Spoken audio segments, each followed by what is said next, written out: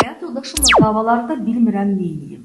Dilim tutulur. Ümumiyyətlə, mən davalar zamanı heç danışa bilmirəm. Qadınların əsas qorxduğu məsələ və ilk gördükləri iş ağlayıb başqa otağa qaçıb qapını bağlamaq. Bu qurtuluşdumu yox. Sizin qarşınızdakı insan artıq sizə təsir etdiyini və qorxutduğunu çox yaxşı bilir. Bu zaman neynirik? Olduğumuz məkanı tərk eləmirik. Çünki məkanı tərk eləmək səndən qorxuram deməyin birinci sözüdür.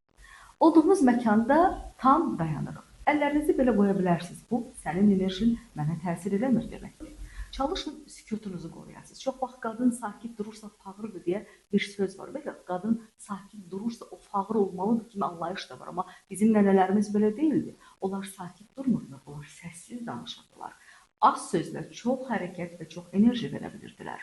Sakitcə durursunuz, sanki bir klona baxırmışsınız kimi ona baxırsınız. Gülümsüyürsünüz, hətta bir balaca istehzayla. Və tam qışqırıb qurtarmağını gözləyirsiniz və deyirsiniz, qurtardınız, indi danışa bilərik. Əgər təkrar qışqırmağa başlasa, deyirsiniz, mən psixologiyasında problem olan adamlarla danışmıram. Sakitləş, sən də özünü yaxşı hiss eləmirsən. Bir su iç, sakitləş, nə lazımdırsa mən sənə cavab verəcəm.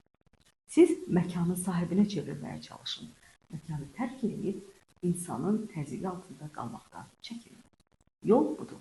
Başqa yol istəyənlər mənə yazın.